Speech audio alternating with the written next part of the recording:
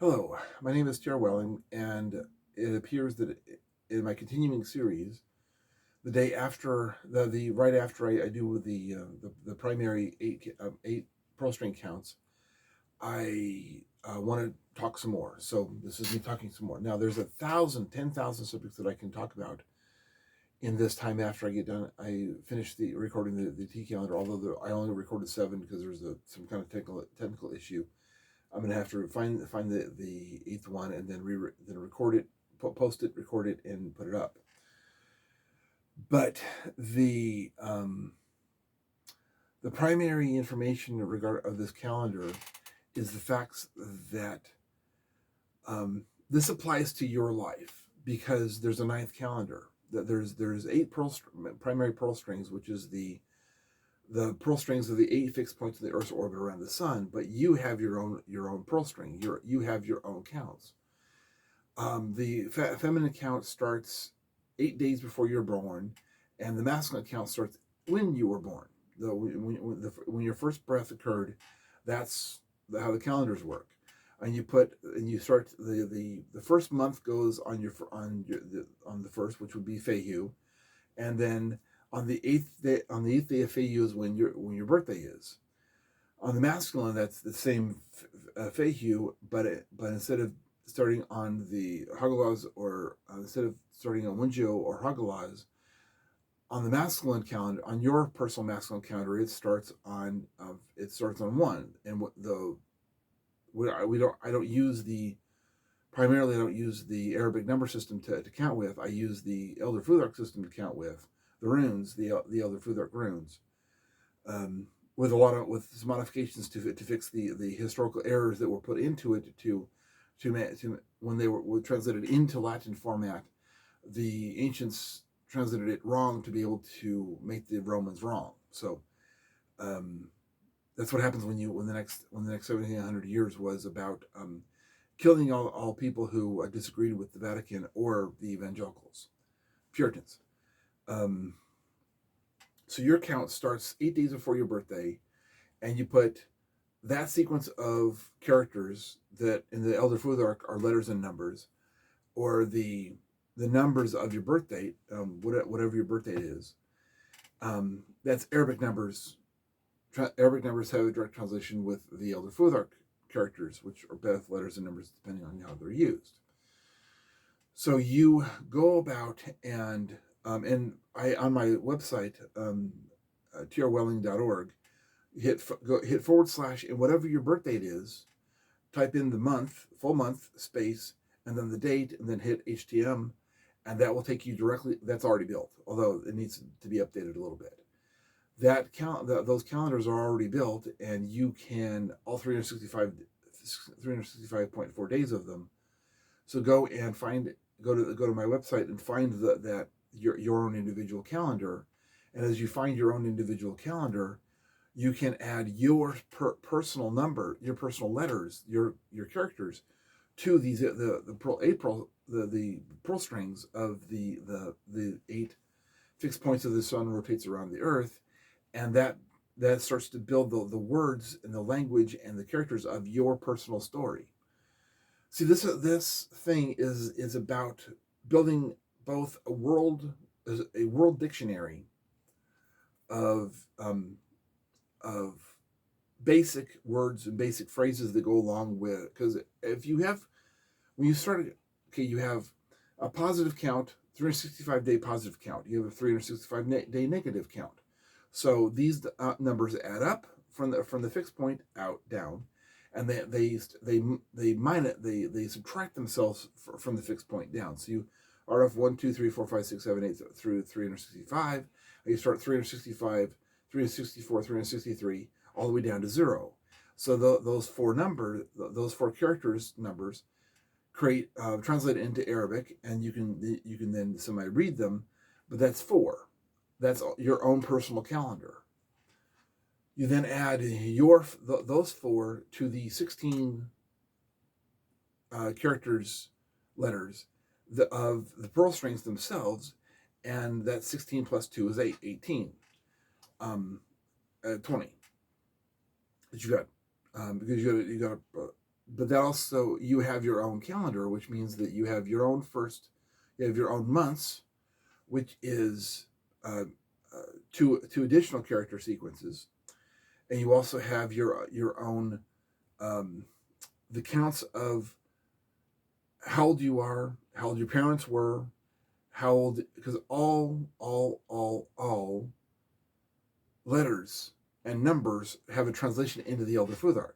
So take all those counts, how old you are, how tall you are, where you sleep, how long you've lived in the place you have lived, when was the place you've lived, when was it constructed, who's the current owners of it, because some buildings are bought and sold all the time. So how long has the current owners owned the property? How long was the property built? Was there property there before that was either destroyed or demolished to be able to make the new building that you live in? All these numbers translate to characters. Those characters translate to letters, and those letters then add to your individual counts. Well, as you have hundreds, thousands, tens of thousands, and hundreds of thousands of letters of your own personal accounts, how long have you been with your friends? How long have you been in some kind of a relationship? Do you have any pets? How long have you had those pets? How long have you been at your current job? And all the counts of that job, all those counts come in. How old is your boss? How long has the company been in existence? Was this a branch of the company? Is this the primary location? How many employees of the company are there? From the first hire to the guy who's been there the longest, where do you rank?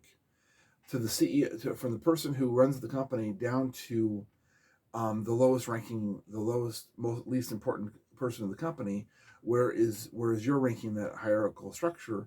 All those characters translate into numbers, which translate into letters, which combine together to make hundreds of thousands of letters. When you start seeing repeat letters within collections of letters that repeat, when you start seeing CAT, well, CAT could be a letter, could be a word. When you see DOG, that could be a word. When you see JANE, that could be a word. Those words do have translations, because every single solitary one of the Elder Futhark language characters has a meaning. When you start collecting those Elder Futhark characters into a sequence, the meaning adds up to a larger, more complicated meaning. Cat, for instance, is the character. The character it's a flame. It's some kind of a light source, either real or the sun light source, or an artificial light source, or from electricity, or from lava, or something to that effect. Something that emits light. Any kind of thing that emits light is Kanaz. So you have light. Kanaz is light, K, C. And you have A, which means sound, sometimes verbal sound, sometimes just whatever sound, sometimes divine sound. So you have light, sound, and T means direction and motion. The motion that comes from direction, or Newton's third rule, equal and opposite reaction. Well, those reactions are motion. Things and motions tend to stay in motion. Newton's second rule, that rule 2 and rule 3 combine together to create T was direction. So you have light, sound, action. Well, that has a meaning. So since that meaning is there, the Elder Futhark dictionary has those translations as that. So wherever in your hundreds of thousands of letters you see CAT, you know it means light, sound, action. Now, dog. You mean the end of the sequences, the encapsulation of Dagaz means an hourglass, the start and the end of the situation. O is Othello, which means the home and stability, and G would be Gebo, which means partnerships and working together. So you have the beginning, the end of a cycle, home and stability, and working together. So that is the basic translation of those three letters, those three characters put together. So you have significant meanings with the functionality and structure of this Elder Futhark language. The T calendar is a language. You have a story, an as yet untold story within this language that will tell the story of your individual life. It'll also tell the story of every other thing's individual life, because every other thing that has a start date. It has a life cycle. It has an end date when the molecules, or when the atoms change into something else. When the half-life is ended and they become something else.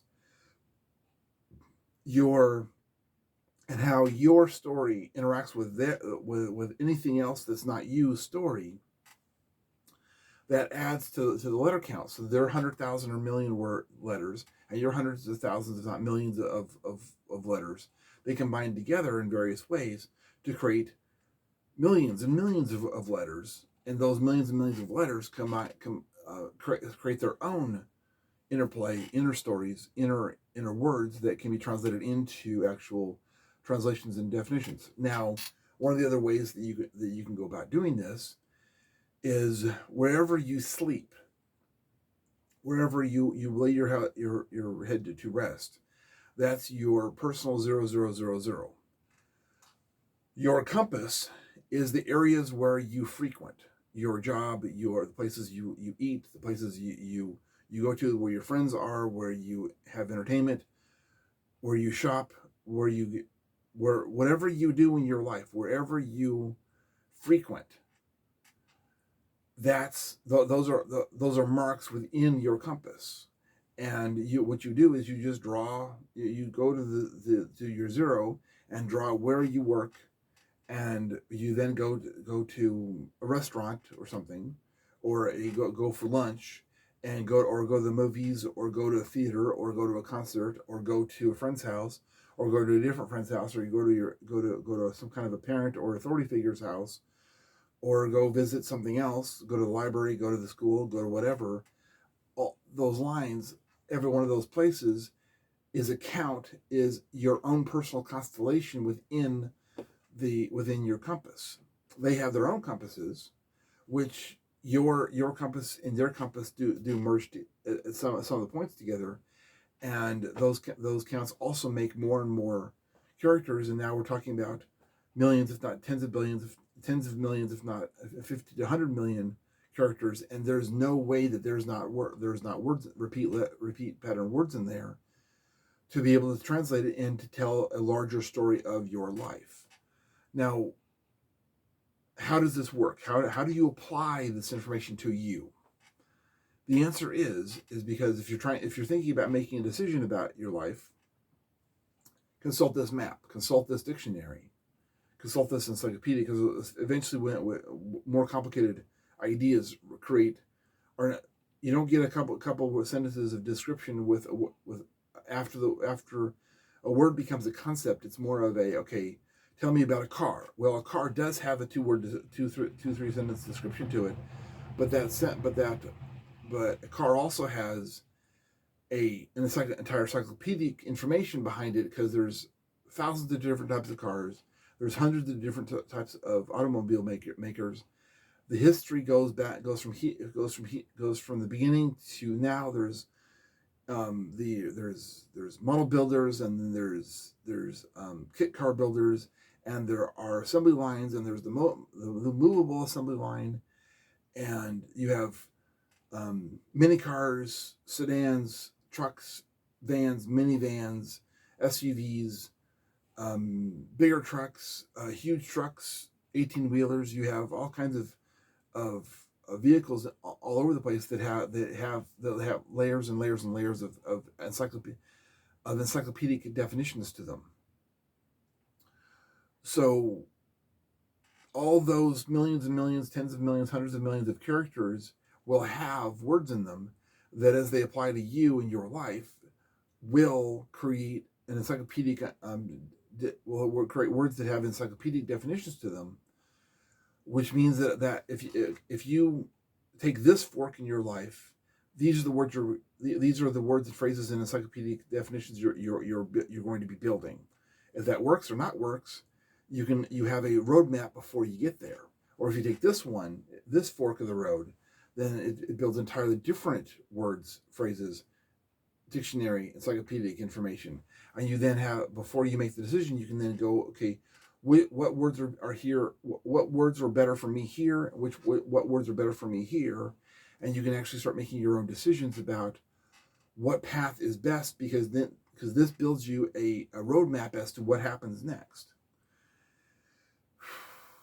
And yeah, I do need to add the graphics, because some of the stuff is difficult to follow unless you have graphics to follow along with. But that's what I wanted to talk about to you and this today.